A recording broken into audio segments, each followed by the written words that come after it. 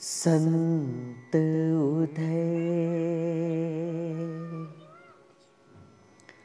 संतन सुखकारी,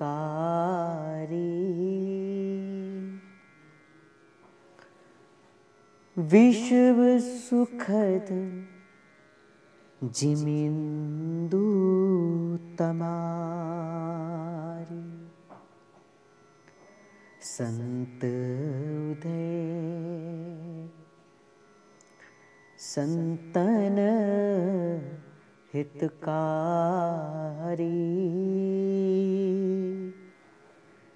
विश्व सुखद तिमि इंदु तमारी, इंदु तमारी।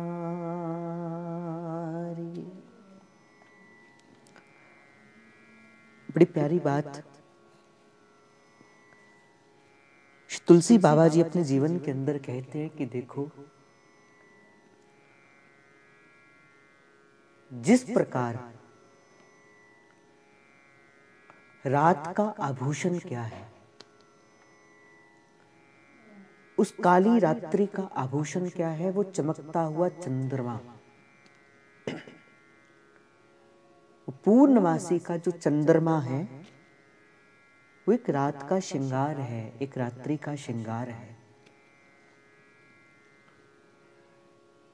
उसी प्रकार ही तुलसी बाबा कहते हैं कि इस संसार का, इस धरती लोक का श्रृंगार क्या है? संत है, वैष्णव है, रसिक है। तभी तो कहा संतों ने, संत न होते जगत में तो जल मरता संसार। संत न होते जगत में तो जल मरता संसार। कालखंड के भीतर भीतर इस भारत की भूमि ने अनेक प्रकार की यातनाओं को अपने ऊपर सहा है। अनेक प्रकार की यातनाएं इस कालखंड के अंदर इस भारत की भूमि ने अपने ऊपर सही। कभी मलेच्छों का आक्रमण हुआ, कभी यवनों का आक्रमण हुआ, कभी पाश्चात्य संस्कृति के लोग इस संसार के अंदर आए, धर्म का ह्रास हुआ।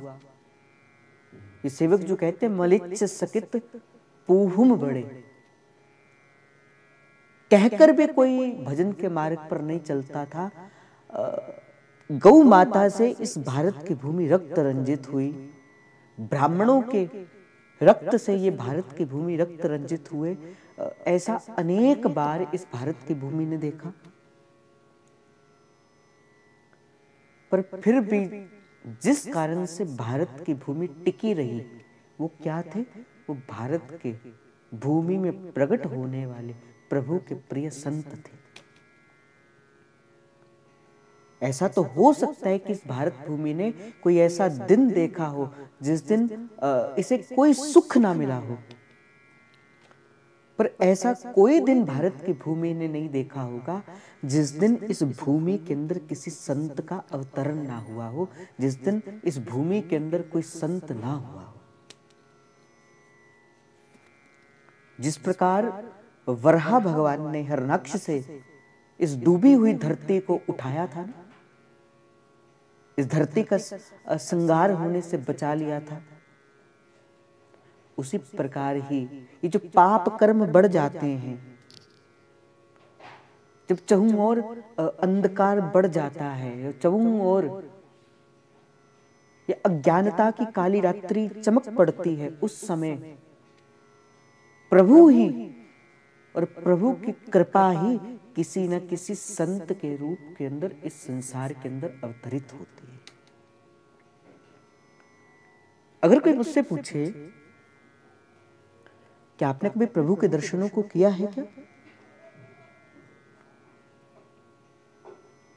या कभी प्रभु की कृपा का कोई दर्शन किया है क्या, अगर कोई मेरी पूछ सकते हो आप इस मार्ग पर चलते हो तो क्या कभी प्रभु के दर्शनों को किया है क्या? कभी प्रभु की अनुभूति को किया है क्या? तो मैं तो एक शब्द के अंदर कहता हूं कि संत के रूप के अंदर मुझे प्रभु के दर्शन ही होते हैं। और महाप्रभु ने तो व्यास जी से कहा, व्यास जी आपके इष्ट कोई और नहीं, आपके इष्ट राधा वल्लभ लाल जी नहीं है, आपके इष्ट कौन है? आपके इष्ट तो प्रभु का भजन करने वाले संत हैं।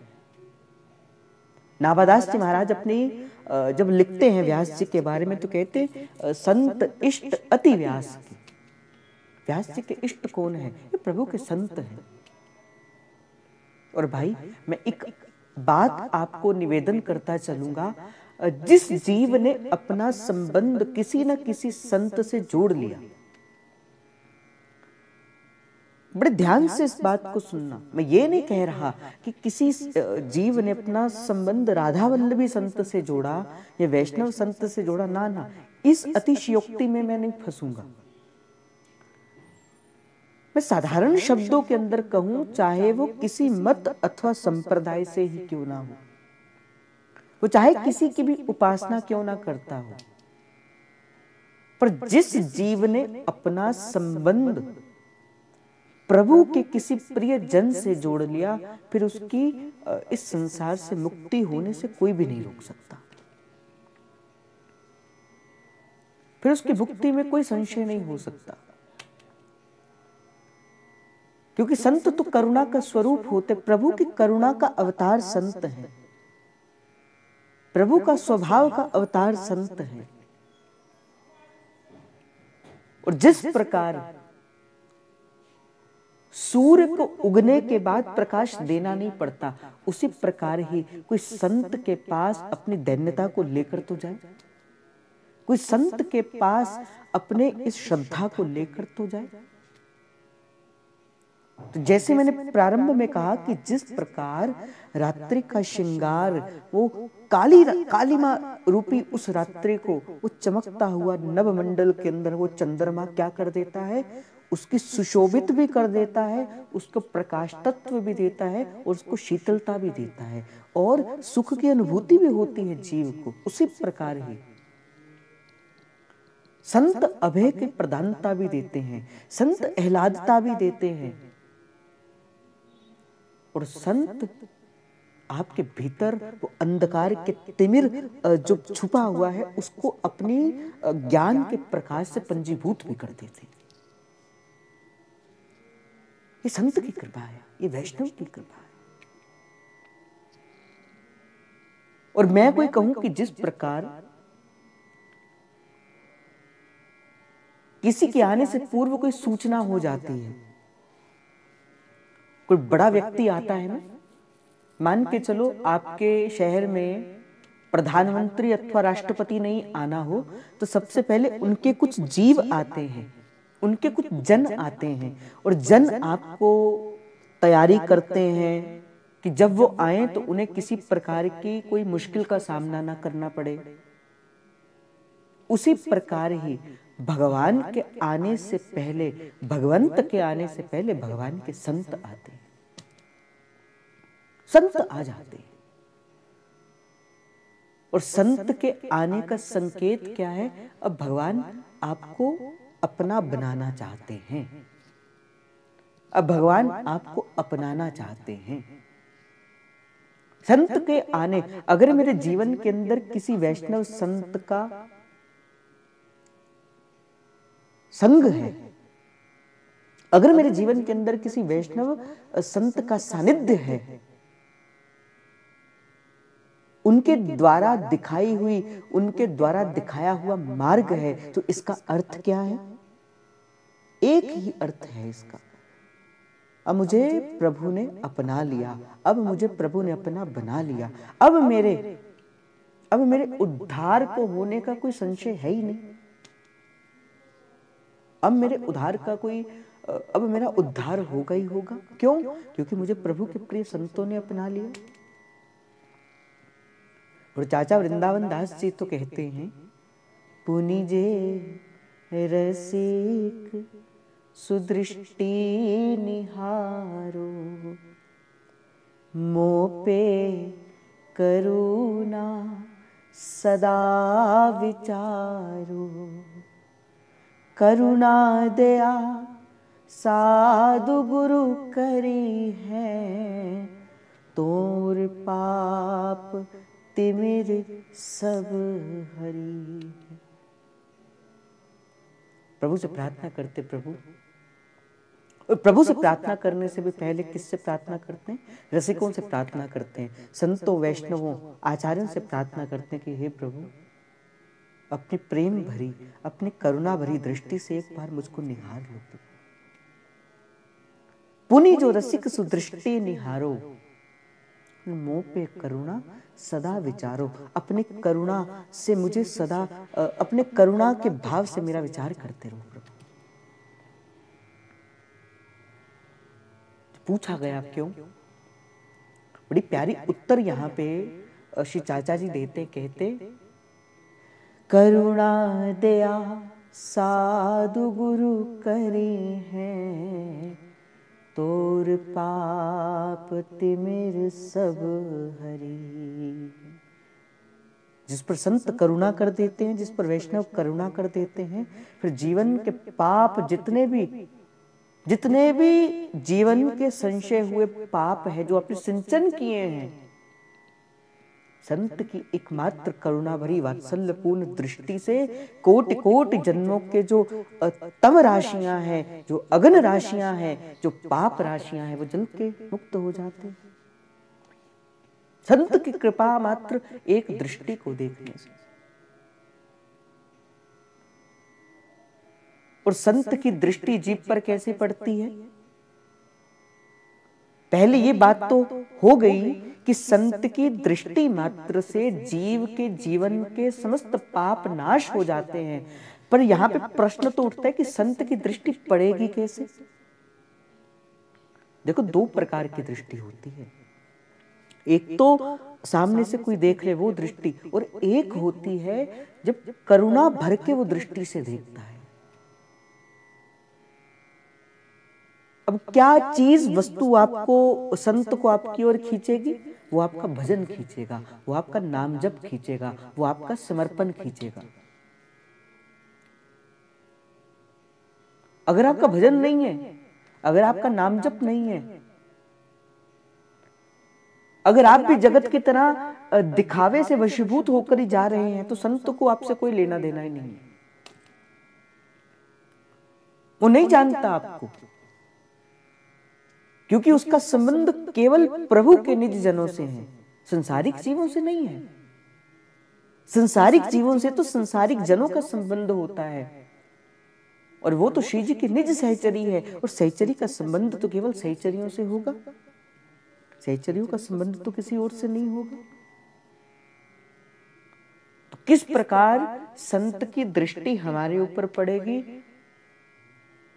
तो इसका एक ही उत्तर है, आपका भजन ही संत को आपकी ओर आकर्षित कर सकता है। जैसे जब कोई फूल अपने संपूर्ण यौवन को प्राप्त हो जाता है ना, जब उसमें रस भर जाता है, फिर भंवरा आकर उस पर बैठ जाता है, फिर उसके मकरंद का पान करता है। फूल को बुलाना नहीं पड़ता, भंवरा ढूंढ लेता है। उसी प्रकार ही मैं ये कहता हूं भाई, और मैं नहीं कहता, सारे संत वैष्णव एक मत होकर कहते आप शिष्य बनिए। ढूंढिए मत गुरु को, शिष्य बनिए।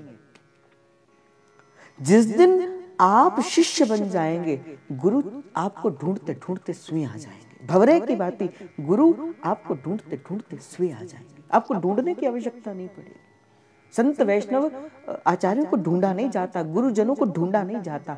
आप खुद बताओ, आपके सारे जीवन का अनुभव रहा होगा, आप में से कई जन तो ऐसे होंगे ही नहीं जिन्होंने कभी वृंदावन गए भी होंगे, पर कहीं ना कहीं से आपको गुरुदेव मिल गए। कहां से मिले? कौन लेकर आया आपके जीवन के अंदर? आपके मन की जो इच्छा थी, मुझे प्रभु से मिलना है, वही संत को खींच कर लेके आई। जैसे हमारे गुरुदेव कहते हैं, प्रभु से संत मिलाता है, प्रभु से गुरु मिलाता है, तो गुरु से कौन मिलाता है? बड़ा महत्वपूर्ण सूत्र है। इस सूत्र को अपने जीवन के अंदर धारण करना। प्रभु से गुरु मिलाता है, पर गुरु से कौन मिलाता है? आपके मन में प्रभु से मिलने की जो इच्छा है ना, यही गुरु से मिलाती है। आपके जो मन में इच्छा है कि मुझे प्रभु से मिलना है, यही गुरु से मिलाती है। इसलिए सबसे पहले अपनी इच्छा को बलवती करिए। सेवक जी महाराज ने भी अपने जीवन के अंदर पहले इच्छा को धारण किया, हे प्रभु मुझे आपके दर्शनों को करना है। और इच्छा से क्या हुआ? इच्छा से महाप्रभु श्री हरिवंश चंद्र महाराज को देखो, आचार्य चरण ने नित्य संकल्प लिया हुआ है कि वृंदावन की परिधि को छोड़कर मैं बाहर नहीं जा सकता। महाप्रभु ने संकल्प लिया हुआ है कि मैं वृंदावन को माद में एकम न गच्छति, एक चरण शरण में मैं वृंदावन की परिधि से बाहर नहीं निकाल सकता। पर भक्त की इच्छा महाप्रभु के उस संकल्प को तोड़ देती है। महाप्रभु भी प्रभु की भांति कहते हैं, अहम भक्ता पराधीन हूं, मैं भक्त के अधीन हूं, मैं भक्त के अधीन हूं। कोई भक्त मुझे कोई बुलाकर देखे तो सही, मैं लोक लाज के। जब प्रभु ने संकल्प लिया कि मैं महाभारत के युद्ध के अंदर किसी भी प्रकार का अस्त्र अथवा शस्त्र नहीं उठाऊंगा,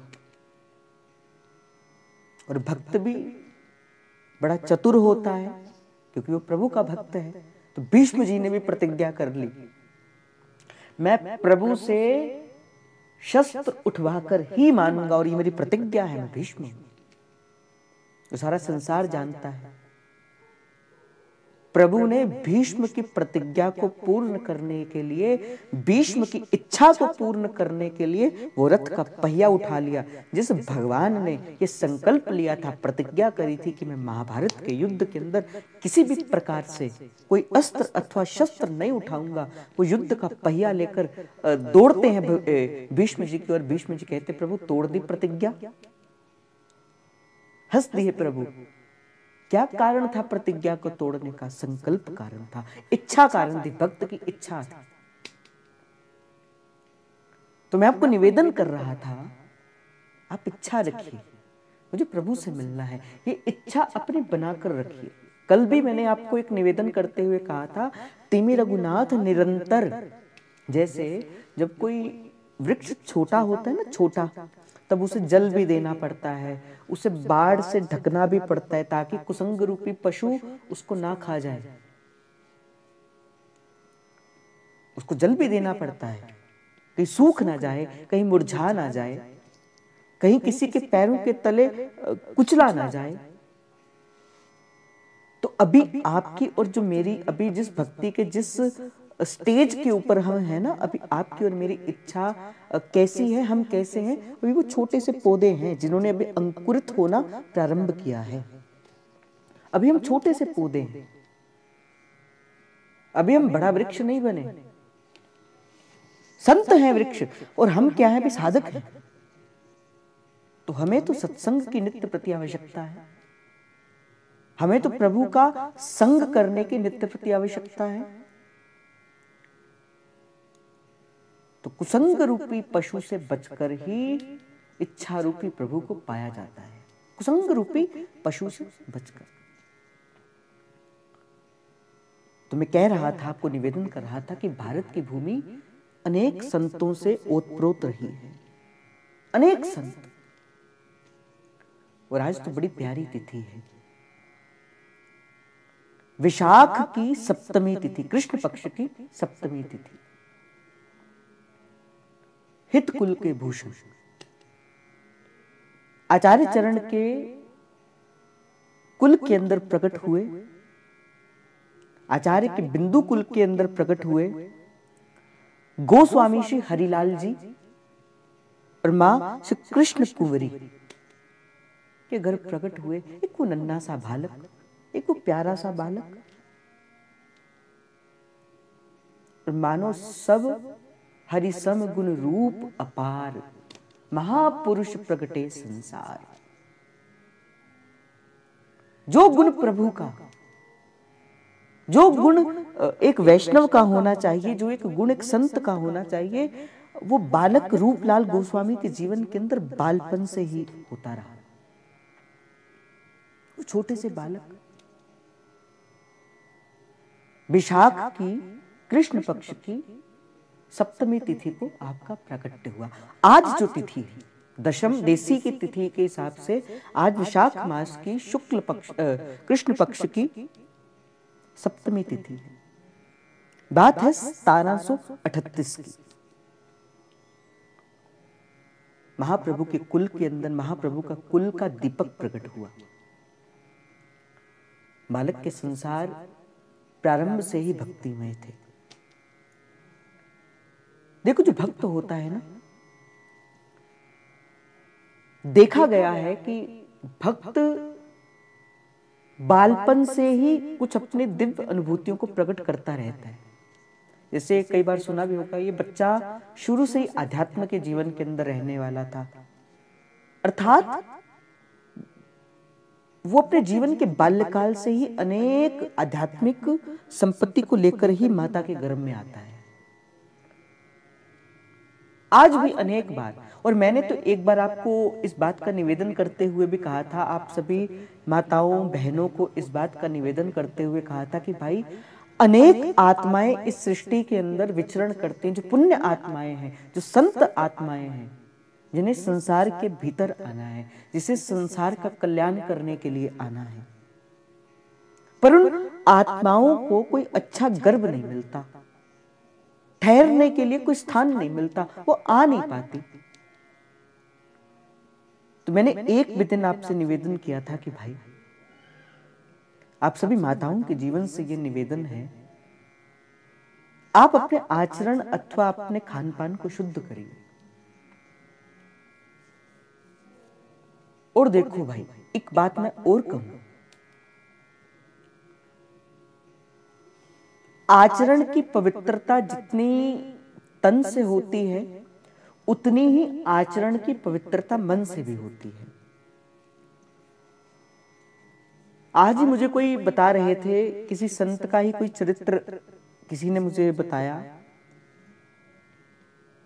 उनको जीवन के अंदर कोई कष्ट मिला तो भगवान ने पूछा कि भगवान से पूछते हैं कि मैंने तो इस जीवन के अंदर कोई पाप नहीं किया, तो आपने मुझे किस प्रकार का दंड दिया? तो प्रभु ने कहा, आपने मन से अपने पूर्व जन्म के अंदर एक पाप किया था। विचार करो, मन से पाप किया था, तो मन से पाप करने का दंड भी आपको भोगना पड़ता है।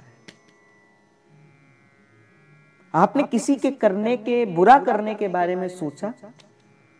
देखो इतना कोमल रस है ये, इतना कोमल रस है। आपने किसी का बुरा करने के बारे में सोचा? अभी आपने बुरा किया नहीं, अभी आपने हाथ से कोई कार्य किया नहीं, आपने केवल सोचा है, संकल्प भी सोचा है, संकल्प में आई है वो वस्तु, किंतु प्रकृति ने वो कार्य कर दिया, माया ने कार्य कर दिया। आपको उस पाप का फल भोगना ही पड़ेगा। तो मेरी माताओं से, बहनों से, जो माता की जात है, उनसे मेरा ये निवेदन है कि आप अपने आचरण की पवित्रता लेकर आइए। आप चाहो तो अपने गर्भ के अंदर किसी संत अथवा वैष्णव को धारण कर सकते हैं, जो कि सारे संसार को अपने इस ज्ञान के द्वारा उज्जवल कर देगा, उज्जवल कर देगा सारे इस संसार को अपने ज्ञान के द्वारा, अपने भक्ति के द्वारा, अपने प्रेम के द्वारा। आप चाहो तो ऐसा जीवन बन सकते हैं। आज जब बालक गर्भ के अंदर आता है तो माता क्या देखती है? टीवी देखती है, मोबाइल देखती है, किंतु उस समय क्या देखना है? उस समय संतों के चरित्र पढ़ने हैं। महाराणा प्रताप के जीवन के अंदर आता है कि जब महाराणा प्रताप गर्भ के अंदर थे, उनकी माता उनको बड़े बड़े वीर गाथाएं सुनाया करती थी, पढ़ा करती थी, सुना करती थी। शिवाजी के जीवन के अंदर ये प्रसंग आता है कि उनकी माता भी उनको बड़े बड़े वीर पुरुषों की, हिंदू जो सनातन जो वैष्णव जन है, उनकी वो गाथाएं सुनाया करती थी। और सारा संसार देखता है, सारा संसार जानता है किस प्रकार के वीर पुरुष हुए महाराणा प्रताप और वीर शिवाजी जैसे। आज भी सारा संसार उन्हें प्रेम की दृष्टि से, आदर की दृष्टि से देखता है। तो रूपलाल गोस्वामी जी, वो बड़ा कोमल सा स्वभाव, बड़ा कोमल सा उनका जीवन, बाल्यपन से ही अनेक देवीय संपदाओं के साथ आपका प्रकट इस संसार के अंदर हुआ। देखो आचार्य चरण का कोई भी जो चरित्र है वो विस्तार रूप से नहीं मिलता। मुझे अभी किसी ने कहा कि 8 साढ़े 8 बजे की बात होगी कि भैया चाहते हैं कि महाराज जी के चरित्र को कहा जाए, महाराज जी के चरित्र को पढ़ा जाए, महाराज जी के चरित्र का प्रसाद दिया जाए। पर मैं विचार कर रहा था, मैंने आज तक नहीं पढ़ा तो मैं कैसे पढ़ूं। फिर मैंने जय जय का सर्च किया कि मैंने कहा चलो जय जय ने कुछ ना कुछ गाया होगा, तो जय जय ने भी नहीं गाया था। श्री रूपलाल गोस्वामी जी का चरित्र जय जय ने भी नहीं गाया। फिर मैंने बाबा का सर्च किया, मैंने कहा शायद बाबा ने कहा होगा, तो बाबा का भी नहीं मिला। अब तो मुझे बड़ी चिंता में पड़ गई कि कैसे ये चरित्र किया जाए, कैसे चरित्र के भाव को किया जाए। मैंने श्री जी से कहा, मैंने कहा आप ही बताओ। तो कुछ पंक्तियां मिली जिसके भाव से मुझे लग गया कि कैसा कैसा उनका भाव था, कैसा कैसा उनका जीवन था। श्री रूपलाल गोस्वामी जी के बारे में कहते हैं, जान ही संत सुजान ही जिनके सिर धूषण, ललित भजन रस रीति बिरहवन कुलभूषण, हित कुल उदित उदार प्रेम पछती चली आई, कृष्ण वल्लभा चरण कमल के भृंग सदाई, सोई विदित बात संसार में, मन क्रम सेवत जुगल पद, गूप गहर सिंधु सम, श्री रूपलाल सबके सुखद, श्री रूपलाल सबके सुखद। अर्थात इसमें पंक्ति आती है, कृष्ण वल्लभा चरण कमल। आचार्य की इस उपासना का मूल सिद्धांत क्या है? महाप्रभु द्वारा प्रकट की हुई इस उपासना का मूल सिद्धांत क्या है? श्री जी के चरण, श्री जी की गोरे चरणारविंद की उपासना ही इस राधावल्लभ संप्रदाय की महत्वपूर्ण निधि है। इसी चरणों के आसपास ही इस संप्रदाय घूमता है, भ्रमर की भांति। तो बड़ी प्यारी बात यहाँ पे कहते, कृष्ण वल्लभा चरण कमल के भृंग सदा। जिस प्रकार भंवरा फूल के ऊपर मंडराता रहता है, उसके मकरंद का पान करता है और कुछ नहीं पीता, उसे फूल की कर्णिका के ऊपर मकरंद का पान करता है, उसी प्रकार ही श्री रूपलाल गोस्वामी जी भी सारे जीवन श्री जी के चरणों को अनन्य भाव से बचा। कृष्ण वल्लभा चरण कमल। और भाई एक बात का मैं आपको निवेदन करूं, आप भी तो सब हितोपासक हैं, और एक भी दिन मैंने आपको निवेदन किया था, आप भी भक्त हैं, आप चाहो तो संत बन सकते हैं और इसी उपासना से बन सकते हैं। क्या करिए? श्री जी के चरणों को सतत भजन करिए, श्री जी के चरणों का सतत स्मरण करिए। ये सतत स्मरण श्री जी के चरण कमलों का आपको ले जाएगा उस देश की ओर जहां की मीठी लागे पवन, जहां की वो पवन भी मीठी मीठी लगती है, जहां का तो सोचना भी प्यारा लगता है। तो श्री जी के चरण कमल की वो जो सन्निधि है वो आपको उस नवनिभृत निकुंज तक पहुंचाने में सक्षम है। एक बार की बात है, मुगलों का आक्रमण इस भारत की भूमि के अंदर हुआ और मुगलों ने सबसे पहले क्या किया, भारतीय वैदिक संस्कृति को तबाह करने के लिए जो भारतीय जो अर्चा विग्रह थे, जो ठाकुर जी अथवा श्री जी के जो सुंदर सुंदर विग्रह थे, उनको तोड़ना प्रारंभ कर दिया। सारा संसार जानता है जो वृंदावन के 7 ठाकुर जी थे, इनमें राधा रमण लाल जी को छोड़कर सारे ठाकुर बाहर चले गए, रसिक उनको लेकर चले गए। क्योंकि मुगल जो मलिच्छ थे ये क्या करते थे, यवन इन मूर्तियों को तोड़ना प्रारंभ करते थे। वो कहते थे कि अगर इनका आराध्य ही नहीं रहेंगे तो ये भी कैसे अपने जीवन को सौंप पाएंगे, इनको कहां से शक्ति अथवा भक्ति मिलेगी। तो वो क्या करते थे, तो भगवत विग्रहों को तोड़ना उन्होंने प्रारंभ कर दिया। बिहारी जी को भी लेकर जाया गया, राधा गोविंद देव जी को भी, मदन मोहन जी को भी, श्री राधा वल्लभ लाल जी को भी, राधा दामोदर जी आदि अनेक ठाकुर जी को, श्री युगल किशोर जी को लेकर जाया गया। कुछ ठाकुर जी पुनः वृंदावन की भूमि के अंदर आए और कुछ तो वहीं रह गए। जयपुर के अंदर गोविंद देव जी और वहां पे है, श्री युगल किशोर जी पन्ना के अंदर विराजमान है, श्री मदन मोहन जी करौली के अंदर विराजमान है। उसी प्रकार ही श्री राधा वल्लभ लाल जी कामवन के अंदर विराजमान हुए। एक बार की बात है, वृंदावन के अंदर सोए हुए थे और ठाकुर जी उस समय कामवन के अंदर विराजमान थे। और कामवन को उस समय अजामगढ़ के रूप के नाम से भी जाना जाता था।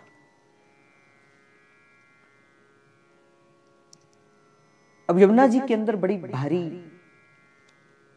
वेग आया, बाढ़ की स्थिति उत्पन्न हो गई, पर यह बात कोई जानता नहीं था। और धीरे धीरे बाढ़ इतनी बढ़नी प्रारंभ हो गई, वो सारा अजामगढ़ जो था, वो सारा काल जो कामवन था, वो उस बाढ़ की स्थिति के अंदर डूबना प्रारंभ हो गया। अब अगर कामवन डूबता तो राधा वल्लभ लाल जी भी डूबते, राधा वल्लभ लाल जी तक भी पानी आ जाता, जल आ जाता। 9 वर्ष की आपकी आयु थी, आपने बड़ी क्रंदन करना प्रारंभ कर दिया, बड़ा रोना प्रारंभ कर दिया। पिताजी ने कहा क्या हुआ? कहा मुझे अभी राधा वल्लभ लाल जी के दर्शन करने हैं। कहा हम सुबह आपको राधा वल्लभ लाल जी के दर्शन करा देंगे। आपने कहा नहीं, मुझे अभी राधा वल्लभ लाल जी के दर्शन करने, नहीं तो मेरे प्राण पखेरु उड़ जाएंगे। और इस प्रकार बालक रोया, इस प्रकार बालक रोया कि पिताजी को रातों रात ही श्री वृंदावन से श्री हरिलाल जी को, हरिलाल गोस्वामी जी को लेकर जाना पड़ा। कहां पर? कामवन के अंदर, जहां पे राधा वल्लभ लाल जी विराजमान थे। सारी रात आपको लग गई उस बाढ़ को पार करते हुए। और करते करते करते करते जब आप जैसी राधा वल्लभ लाल जी के पास पहुंचे, मानो जन्म जन्म का सोया मनवा, मानो पहला दर्शन हुआ उस समय आपका राधा वल्लभ लाल जी से। 9 वर्ष तक आपने कभी राधा वल्लभ लाल जी के दर्शन किए नहीं थे, किंतु आपका मन सदा सतत उन युगल के पाद चरणों पे स्थिर रहता था, श्री राधा वल्लभ लाल जी के चरणों पे स्थित रहता था। आप तो भागकर जाने लगे राधा वल्लभ लाल जी को आलिंगन करने के लिए कि मुझे कोई छोड़ दे, मैं तो प्रियालाल को अपने उस गलबैया के अंदर रख लूंगा। किंतु पिताजी ने हाथ पकड़ लिया। आप जैसे ही ड्योढ़ी को पार करने लगे, जैसे ही आप आंगन से निकलते हुए डेहरी को पार करने लगे, पिताजी ने पकड़ लिया। पिताजी ने कहा कि देखो देखो बालक रूप, राधा वल्लभ लाल जी के भीतर जाने की एक परंपरा है, एक तरीका है। कोई भी व्यक्ति राधा वल्लभ लाल जी को ऐसे स्पर्श नहीं कर सकता, उसके लिए अप्रस होने की आवश्यकता है। और हमारी अवस्था अभी ऐसी नहीं है कि हम राधा वल्लभ लाल जी को स्पर्श कर पाए। और तुम भागकर जाना चाहते हो, राधा वल्लभ लाल जी को आलिंगन करना चाहते हो, और तुम्हारा तो अभी दीक्षा संस्कार भी नहीं हुआ। और जब तक गोस्वामी जन भी, जब तक उनके दीक्षा संस्कार नहीं होते, उन्हें भी भीतर जाकर श्री जी का स्पर्श करने का अधिकार नहीं है। आज भी ये परिपाटी है, जो गोस्वामी जन श्री जी के चरण स्पर्श करते हैं ना, उनको पहले दीक्षा संस्कार होता है, उनका यज्ञोपवीत होता है। यज्ञोपवीत करने के बाद ही वो भीतर निज महल के अंदर जा सकते हैं, श्री जी का स्पर्श कर सकते हैं। तो कहा कि बालक रूपलाल, तुम्हारा तो अभी दीक्षा संस्कार भी नहीं हुआ, तुम्हारा तो द्विज संस्कार भी नहीं हुआ, यज्ञोपवीत भी नहीं हुआ है, और ना ही अभी जो है वो तुम नहाए हुए अवस्था के अंदर हो, ना अपरस अवस्था के अंदर हो।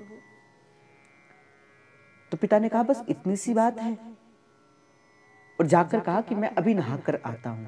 और जाकर पिताजी के संग लिया और कहा चले कि यमुना जी में जाकर स्नान करना प्रारंभ कर दिया। स्नान किया। अब पिता ने इतनी उत्सुकता देखी वो 9 वर्ष के बालक के अंदर कि मुझे प्रियालाल से मिलना है, मुझे उनका स्पर्श करना है, मुझे अपने आलिंगन के अंदर उनको रखना है। और बालक की इतनी अंदर उसका भाव है। कृत कृत हो गए हरिलाल गोस्वामी जी। उसी समय ही श्री रूपलाल गोस्वामी जी को 9 वर्ष की आयु के अंदर निज मंत्र का दान दिया, दीक्षा दी, गुरु दीक्षा दी। 9 वर्ष की आयु के अंदर आपकी दीक्षा हुई, दीक्षा का दान दिया है। और जैसे दीक्षा ली उसके मानो बाद में तो आपका वो भाव और से और हो गए। जो निज मंत्र है ना, जो कि जीव इसको जपता है फिर उसकी स्थिति अपने बस में नहीं रहती, फिर उसकी आंखें सदा उस रस को निमग्न रहती हैं, आंखों से अश्रुधारा प्रवाहित होती रहती है। ऐसा है निज मंत्र, आंखों से पता लगता है निज मंत्र उस जीव का हुआ है कि नहीं हुआ है। जैसे निज मंत्र का दान मिला और जैसे निज मंत्र को जपना, वो द्वादश अक्षर मंत्र, और जैसे निज मंत्र को जपना प्रारंभ कर दिया, मानो समाधि लग गई। प्रत्यक्ष रूप से प्रियालाल के उस रूप छवि के निज मंत्र, निज का अर्थ क्या होता है? अपना, अपना निज कर दिया। गुरुदेव क्या कर देते हैं? निज मंत्र को देकर श्री जी का निज कर देते। अब तो भाई अब तेरी टिकट हो गई कंफर्म। जैसे जब हम कभी तत्काल के अंदर या ऐसे टिकट करवाते हैं ना, रेलवे में जाना हो तो कहते हैं अभी क्या बोले वेटिंग के अंदर है, और फिर एक समय पे क्या होता है बोले your ticket has been completed, confirmed. उसी प्रकार ही निज मंत्र का अर्थ क्या? श्री जी ने गुरुदेव ने बोले तुम अब निज हो गए। पर आज के समय के अंदर निज मंत्र को संभालने की पात्रता भी तो चाहिए, भाव भी तो चाहिए। तो इसलिए जब तक स्वयं या गुरु ना चाहे तब तक निज मंत्र के लिए श्री जी को या आपको जब तक लगे ना, पर हमें तो लगता ही है कि हम अच्छे हैं, पर जब तक गुरु ना चाहे तब तक निज मंत्र का दान नहीं लेना चाहिए, नहीं संभाल पाओगे। तो गुरुदेव ने, पिता ही हरिलाल गोस्वामी जी ने दीक्षा देकर शिष्य के रूप के अंदर स्वीकार किया, द्विज संस्कार किया है, बालक की दीक्षा संस्कार हुआ है। और करने के बाद कहा कि तुम जाकर अब राधा वल्लभ लाल जी को आलिंगन कर सकते हो। भाग कर गया बालक। जैसे विद्युत की एक ऊर्जा होती है, विद्युत की एक गति होती है, उस गति से भाग कर गए और राधा वल्लभ लाल जी के चरणों को लिपट कर रोना प्रारंभ कर दिया। मानो जन्म जन्म की संपत्ति मिल गई, जन्म जन्म की संपत्ति मिल गई। रोना प्रारंभ कर दिया। रोते रहे। पिताजी ने पुनः कहा बालक उठो। इस प्रकार श्री राधा वल्लभ लाल जी को इस प्रकार हम अधिक कष्ट नहीं दे सकते। सहचरी का तो भाव श्री जी को सुख देना होता है, और हम श्री जी को सुख देने के लिए आए हैं, अपने सुख के लिए श्री जी को दुख नहीं दे सकते। तो इसलिए बालक तुम पीछे हो जाओ। कई समय तक श्री रूपलाल गोस्वामी जी ने कामवन के अंदर श्री राधा वल्लभ लाल जी की सेवा को किया, और सेवा को करते करते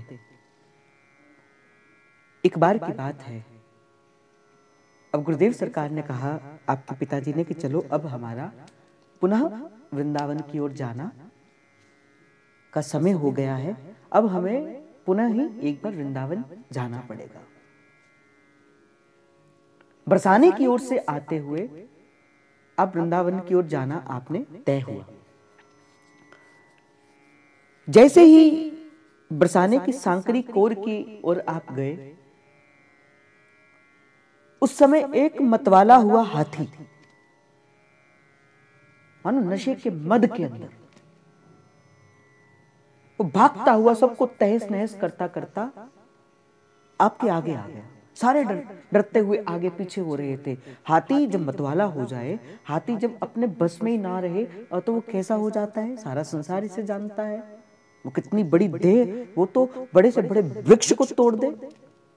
सारे आसपास हो रहे थे, कई वृक्षों को तोड़ता हुआ, कई लताओं को तोड़ता हुआ वो हाथी आगे बढ़ता हो रहा था। और आप वहां पे ज्यों के त्यों खड़े रहे, यहां तक कि आपके पिताजी भी डर गए और डर के एक और हो गए, किंतु आप वहां से नहीं हिले। हाथी आपके पास आया और अपनी सूंड से आपके चरणों का स्पर्श किया। और जैसे ही उस हाथी ने अपनी सूंड से आपका चरणों का स्पर्श किया है, वो हाथी जो था उसने आपकी शरण को स्वीकार कर लिया और मानो एक बिल्ली की भांति आपके आगे आके बैठ गया। आपके हृदय के अंदर भी वो करुणा का भाव जागा। देखो, संत नहीं देखता मनुष्य है, संत नहीं देखता पुरुष अथवा स्त्री है, संत तो सबके अंदर वो तत्व को देखता है। रूपलाल गोस्वामी जी के हृदय के अंदर वो करुणा का भाव जागा। हाथी को दीक्षा दी, हाथी को युगल नाम सुनाया, राधा वल्लभ नाम सुनाया और हाथी का नाम रखा गोपाल दास। तो दीक्षा देकर उसका भी उद्धार किया। महंत गोपाल दास के नाम से वो हाथी को सारा अब जो जीव थे बरसाने के, महंत के नाम से जानने लगे। क्यों? क्योंकि उसे एक संत ने भगवान की शरणागति को कर दिया था।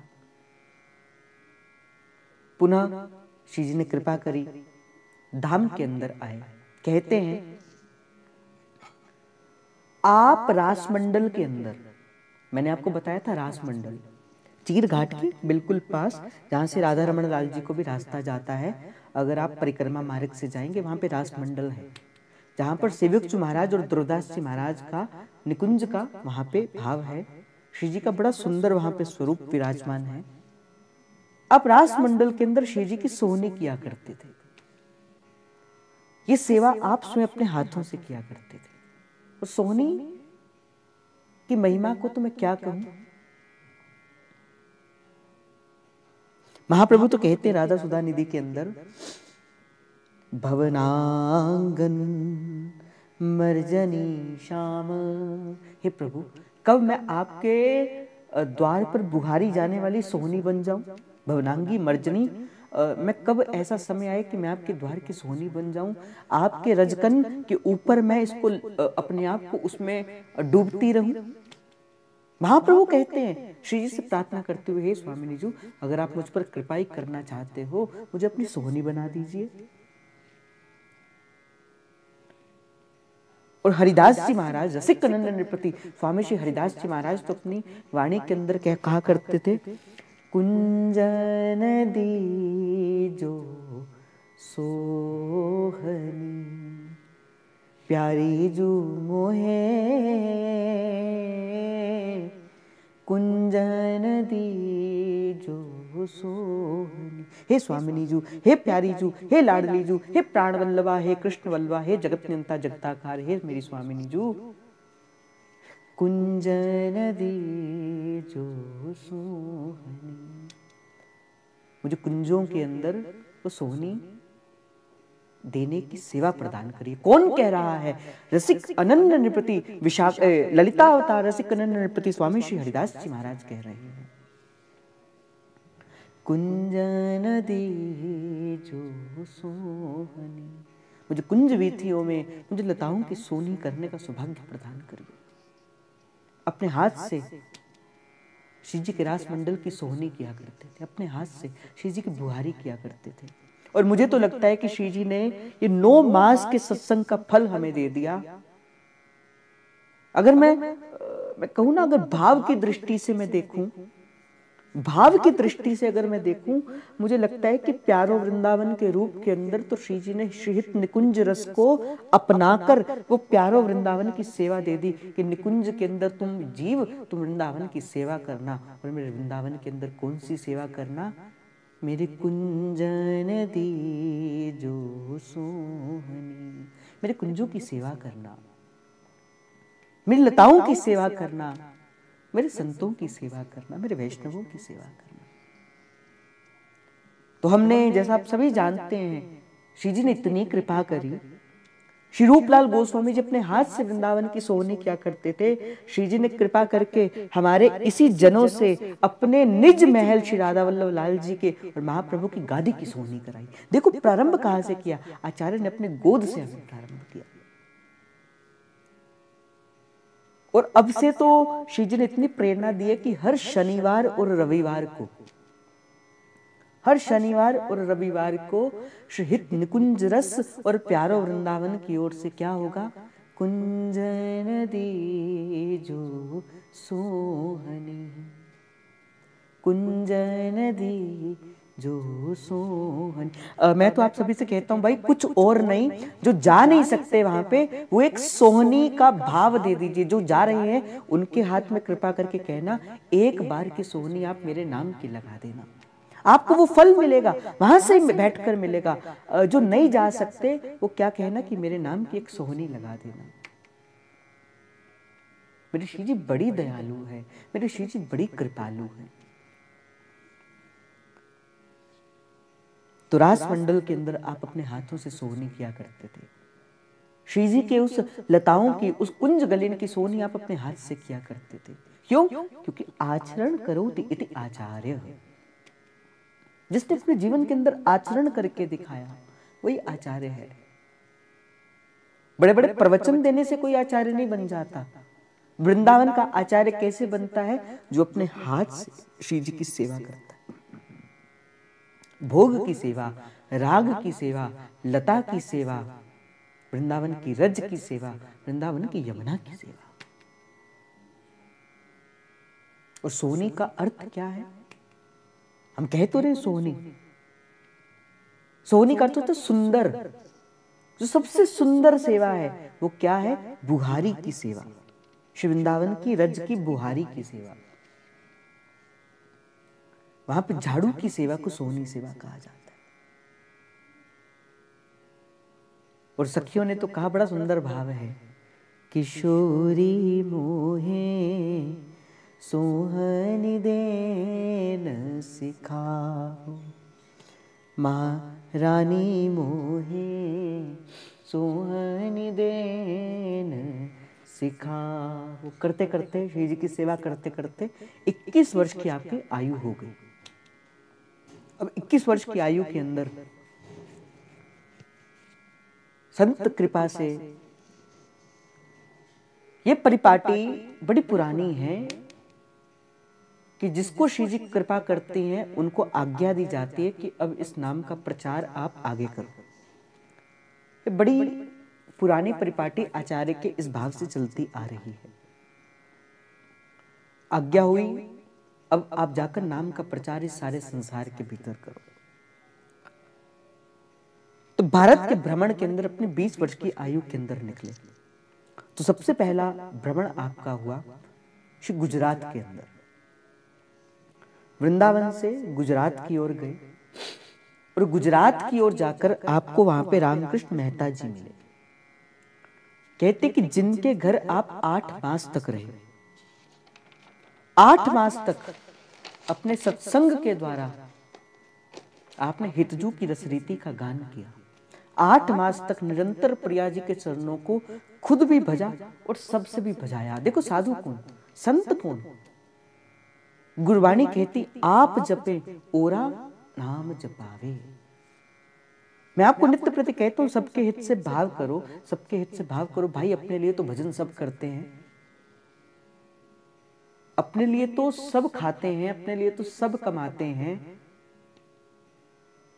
कुछ ऐसा तो करो, आप भीड़ से न्यारे हो जाओ। चलिए भीड़ ते न्यारे री सजनी, अपने लिए तो सब कर रहे हैं, क्यों ना हम कुछ ऐसा करें, हम सबके लिए करें।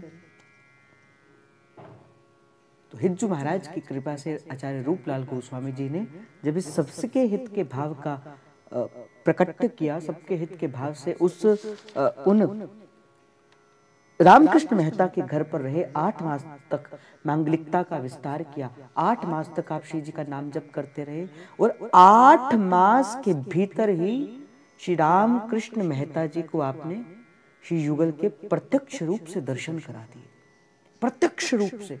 प्रियालाल के दर्शन आपको रामकृष्ण मेहता को आपने करवा दिए। ये था आचार्यों का बल। जिसे चाहे प्रियालाल का वो रूप दे देते थे, जिसे चाहे प्रियालाल के वो दर्शन करा सकते थे, अपनी वाणी से, अपने शब्दों से। 8 मास के भीतर ही जो प्रियालाल सर्व यो ब्रह्म रुद्र शुक नारद भीष्म मुख्य,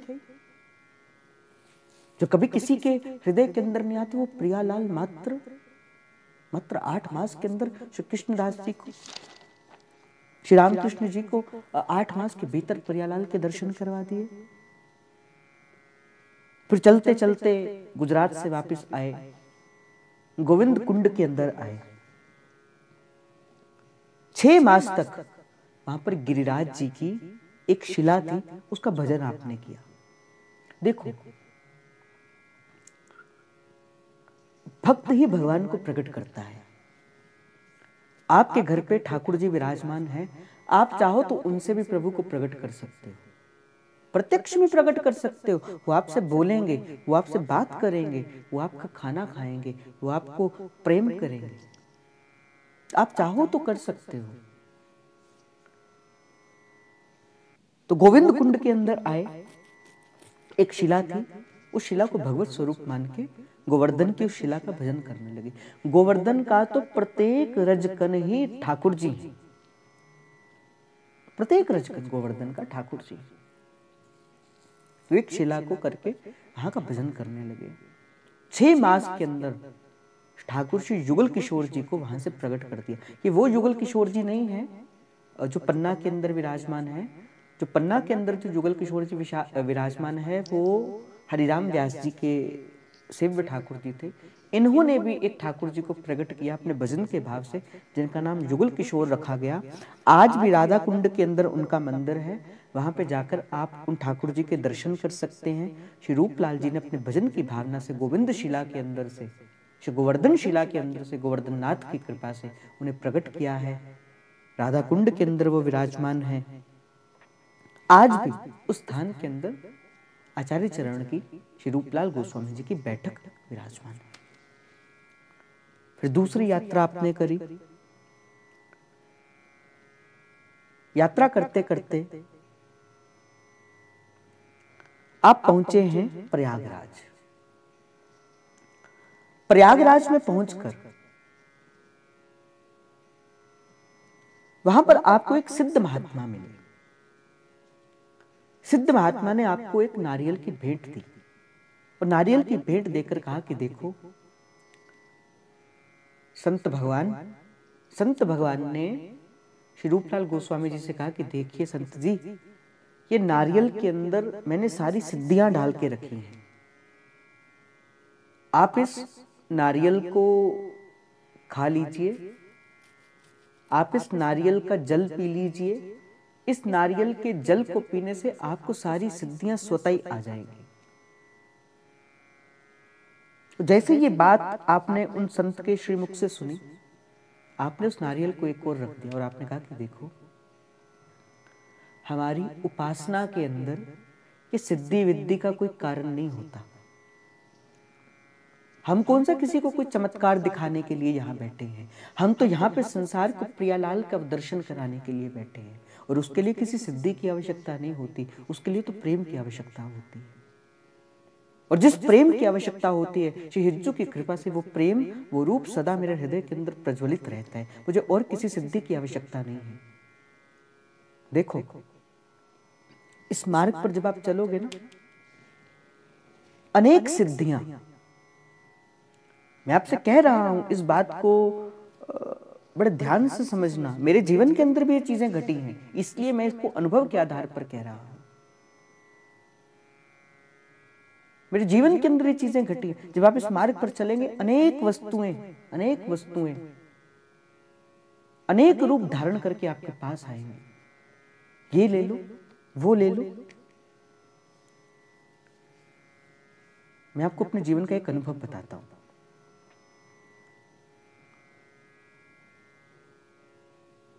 पता नहीं ये बात बताने वाली है कि नहीं है। 5 वर्ष पूर्व ये घटना होगी। ठाकुर जी नए नए ही श्री जी ने मुझे अपनाया था। विग्रह श्री जी की सेवा नई नई आई थी, श्री जी ने आए थे, श्री जी ने दीन जानकर अपनी करुणा का भाव जगाकर मुझे अपनाया था। मैं रात को सोया हुआ था,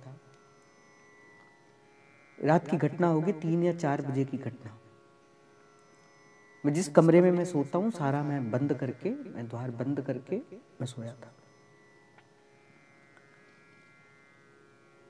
मैं जागृत और सुषुप्ति की अवस्था के अंदर, न जागा न सोया, एक ऐसी अवस्था के अंदर कि मुझे बाहर की आवाज सुनाई दे रही है, किंतु मैं जागा नहीं हूं। पर मैं सोया भी नहीं हूं, क्योंकि मैं स्वप्न भी नहीं देख रहा। ये बात की जागृति है। एक व्यक्ति मेरे पास बैठा और मुझे कहते हैं कि देख तू क्या चाहता है, धन मैं देता हूं, ये वस्तु मैं देता हूं, ये वस्तु मैं देता हूं। मैं सुन रहा हूं ये सारी बात,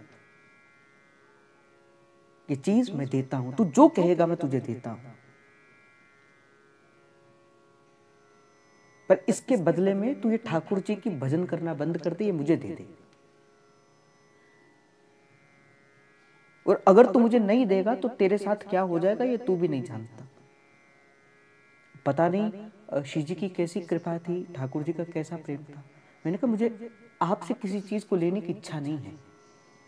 ये मैं अपने जीवन का अनुभव कह रहा हूँ, ये मात्र पता नहीं ये बात मुझे कहनी चाहिए कि नहीं। मैंने बस एक व्यक्ति को आज तक बताई थी, मैंने किसी और व्यक्ति को बात आज तक बताई भी नहीं।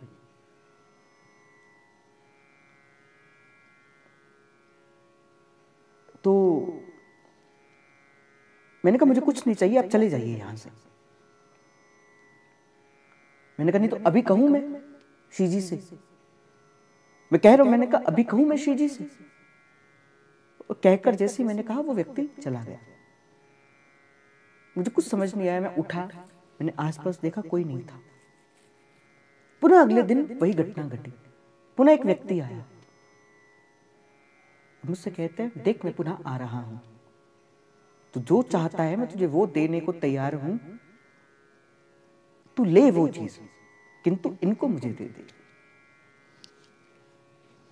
इस प्रकार शायद श्री जी का बल था। मैंने डांट दिया और मैंने कहा मुझे किसी चीज की आवश्यकता नहीं है, मुझे किसी वस्तु की आवश्यकता नहीं, आप चले जाइए यहां से।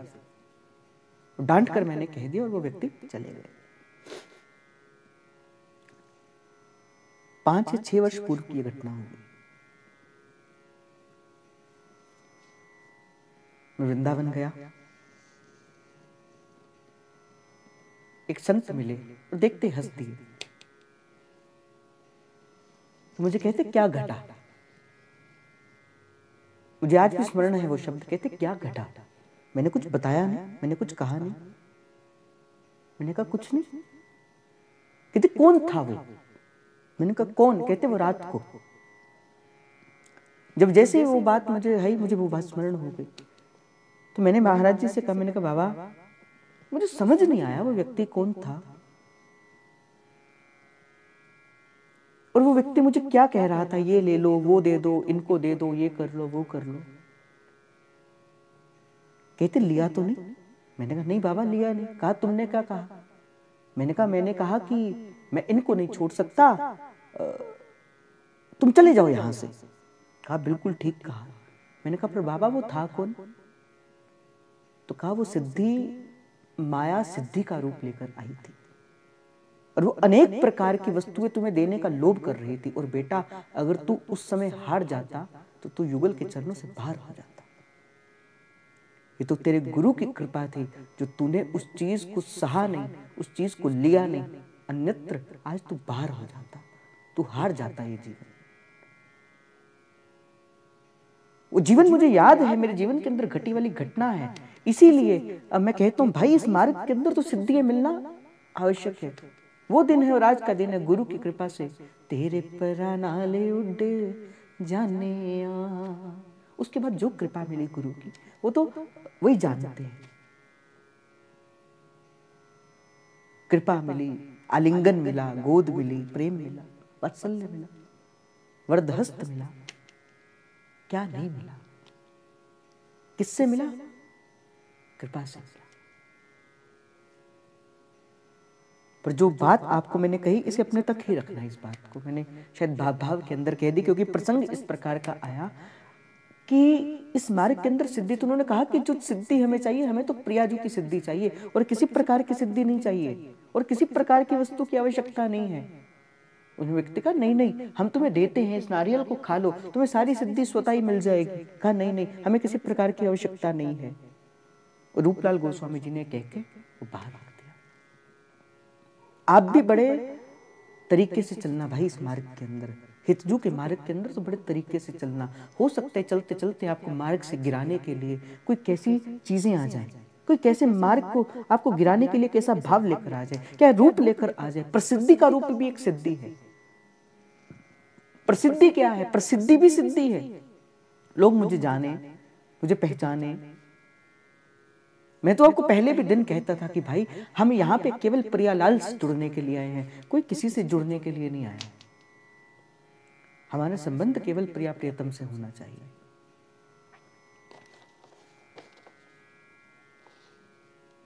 फिर उसके बाद प्रयागराज से होते हुए आप काशी की ओर गए। काशी में जाकर पटना की ओर गए। पटना में आपको रामदास नाम के एक वैष्णव मिले हैं। प्रभु ने आज्ञा करी कि इनके एक ठाकुर जी हैं जिनका नाम पुनः जुगल किशोर जी है, आप उनको अपने पास रख लीजिए, उनकी सेवा करिए। उनकी सेवा को लेकर आप श्री जगन्नाथ जी की यात्रा करने गए। श्री जगन्नाथ जी की यात्रा करके जब आपने महाप्रसाद का आदर देखा, आपको आचार्य चरण का स्मरण हो गया कि किस प्रकार जगन्नाथ का बात और जगत पसारे हाथ, कि किस प्रकार वो जगन्नाथ के प्रसाद की अनन्य महिमा है। आपको अपने आचार्य का स्मरण हो गया कि सर्वस्व महाप्रसाद प्रसिद्धता के अधिकारी। तो आपने जगन्नाथ का नमस्कार किया। करने के बाद आप पुनः वापस आए। आगरा के अंदर आते हुए आपको दयालदास नाम के एक भक्त मिले हैं। उनकी पुत्री जिसका नाम बिश्नी भाई था, असाध्य रोग था उनको, इतना ऐसा रोग जिसकी कोई दवा अथवा दारू नहीं थी। हमारे भी श्री जी की कृपा से मुझे किसी ने अनुभव बताया था, अभी कुछ मास पहले की बात है, एक बच्ची थी, उनको कोई रोग था, और ऐसा रोग था कि भारत के अंदर उसकी कोई दवा नहीं थी। श्री जी की कृपा से मंगलगान से ठीक हो गई, मात्र मंगलगान से ठीक हो गई। शायद अभी भी होंगे वो यहाँ पे। तो बिश्नी भाई बड़ी भक्त हुई, उसका कभी श्री जी कृपा करे उनके चरित्र को भी हम श्रवण करेंगे। तो जो असाध्य रोग था, उस असाध्य रोग को आपने श्री जी के भजन के बल पर दूर कर दिया। भक्तों के हाथों में ये अनेक प्रकार, भक्त जिसे चाहे अभय कर सकते हैं। अभय कर शीस पर फेरो, बधाई जन्म की प्यार। अभय वो जिसको चाहे अभय दे सकते हैं, जिसको चाहे कोई भी वस्तु दे सकते हैं, जिसके चाहे असाध्य रोगों को दूर कर सकते हैं। पर वो प्रसिद्धि के लालच के अंदर वो भगवान के प्रारब्ध के आगे कुछ नहीं कहते। तो असाध्य रोग को दूर किया है। पुनः बरसाना गए। बरसाना में जाकर अनन्य भाव से श्री जी के दर्शनों की अभिलाषा आपके हृदय के अंदर जागृत हुई। हृदय के अंदर श्री जी से मिलने की आस जागी। श्री जी से प्रार्थना करके, हे स्वामिनी जी, भटकते भटकते मोहे तिहारे दर्शन की घनी लालसा है। श्री जी ने कृपा कर साक्षात रूप से श्री रूपलाल गोस्वामी जी को दर्शन किए हैं। प्रिया प्रियतम के उस जुगल छवि को अपने आंखों के अंदर बसा के अनन्य भाव से आपने श्री राधा वल्लभ लाल जी की सेवा को किया है, श्री जी के जुगल चरणों की सेवा को किया है। प्रिया प्रियतम के दर्शन अनेक बार आपको अपने जीवन के अंदर हुए। एक बार की बात है, आप मंदिर के अंदर राधा वल्लभ लाल जी की सेवा कर रहे थे। बाहर आंगन में आपके एक शिष्य थे जिनका नाम था चाचा वृंदावन दास। वो आए, कोरे अनपढ़ थे। आप राधा वल्लभ लाल जी की सेवा कर रहे थे, राजभोग का समय था। आपने कहा कि वृंदावन दास, श्री जी को कोई राजभोग का पद गाकर सुनाओ। किंतु चाचा वृंदावन दास जी तो कोरे अनपढ़ थे, कोई पद नहीं आता, कोई कुछ नहीं आता। इसलिए मैं आपसे कहता हूं भाई, पद गाने सीख लो, ना जाने गुरु कब आपको आज्ञा करते, कुछ नहीं आता। फिर कहा अंदर बैठे रूपलाल गोस्वामी जी ने, वृंदावन दास श्री जी को कोई पद गाकर सुनाओ। आप पुनः शांत रहे, हाथ जोड़कर कहा, जय जय कोई पद नहीं आता। खींच गए आप, जाकर कहा कि तुझे कोई पद नहीं आता, तू काय की श्री जी की सेवा के अंदर जा, जाकर श्री यमुना जी के अंदर डूब मर। आपने विचार किया, मैंने एक तो गुरु की आज्ञा को पूर्ण नहीं किया, कम से कम मैं दूसरी आज्ञा को तो पूर्ण कर लूं। यमुना जी बड़ी अविचल वेग बहा करता था उस समय, जाकर श्री जुगल घाट पर जाकर छलांग लगा दी। श्री जी ने कृपा करी, कोई गुरु की कृपा को, गुरु की बात को, संत के रसिक के वैष्णव की डांट को जिसने सह लिया ना, बड़ी मैं यहाँ पे आपको बात कह रहा हूं भाई, जिसने डांट को सह लिया उसने प्रभु को पा लिया। संत वैसे कुछ कहते नहीं, डांटते नहीं, पर जिसने डांट दिया, देखो प्रेम कर रहा है ना संत, तो वो कोई बड़ी बात नहीं है। रसिक वैष्णव प्रेम कर रहे हैं तो बड़ी बात नहीं है, वो उनका सहज स्वभाव है। पर कोई मुझसे पूछे कि रसिक संत वैष्णव कैसे अपना प्रेम उड़ालते, तो बोले संत की डांट मिली, संत की ठोकर मिली तो ठाकुर मिले। ठोकर मार दी, बोले जाकर यमुना जी में डूब मरो। चाचा वृंदावन दास जी ने डूब मरे। सारा संसार जानता है, लेते लेते यमुना महारानी कहाँ ले गई, मानसरोवर के अंदर ले गई। श्री जी ने कहा कि देखो कौन आ रहा है। ललिता सखी से कहा कि जाओ लेकर आओ। ललिता सखी लेकर आई। श्री ने कहा देख ललिते वाणी भई, देख ललिते वाणी भई। ललिता सखी ने कहा नहीं नहीं स्वामिनी जो वाणी नहीं भई। ललिता सखी को पीछे करके श्री जी ने अपना वरद हस्त चाचा वृंदावन दास जी के सिर पर रखा और कहा देख ललिते वाणी भई। और कहते जैसे ही श्री जी ने शब्द कहा, श्री जी ने श्री अंग का स्पर्श श्री चाचा वृंदावन दास जी के सिर पर रखा। श्री चाचा वृंदावन दास जी को वाणी का स्फुरण हो गया। और जैसे ही श्री वाणी का स्फुरण हुआ है, जैसे वाणी का स्फुरण हुआ है, 4.5 लाख पद चाचा वृंदावन दास जी ने लिखे। और चाचा वृंदावन दास जी करुणा बेली को लिखते हुए क्या कहते हैं, श्री हित रूप कृपा की आशा, जांचत उर हिय भड़ो हुलासा। बोले आज जो मुझे स्वामी निजू के दर्शन हुए हैं ना, वो किसकी कृपा से हुए हैं, मेरे गुरुदेव श्री हित रूपलाल गोस्वामी जी की कृपा से हुए हैं। ऐसा अनन्य भाव से श्री गोस्वामी जी ने श्री जी को अनन्य भाव से भजा है। और करते करते करते करते निकुंज की सहचरी जो महल से आई थी, वो पुनः अपने लीला के अंदर प्रविष्ट हो गई। श्री निकुंज के अंदर गमन किया, श्री जी को खूब लाड लड़ाया। और सहचरी ने जिस प्रकार इस जीवन के अंदर श्री जी की सेवा करी, श्री जी ने अपने निज निकुंज महल के अंदर भी श्री रूपलाल गोस्वामी जी को अपने जीवन के अंदर अपने निकुंज महल की सेवा दी है। तो आज का भाव देखो, मैं आपको पहले कह रहा था कहीं पे मुझे मिला नहीं, तो कहते कहते अगर मुझसे कोई गलती हो गई हो, पर मुझे जितना सा भी थोड़ा सा मिला, मैंने ज्यों का त्यों आपके सन्मुख रख दिया। तो आज का भाव श्री जी के गोरे चरणों पे समर्पित आप सभी के हृदय के अंदर बैठे प्रेम प्रभु को, हित प्रभु को। जय जय श्री हरिवंश, जय जय श्री हरिवंश, जय जय।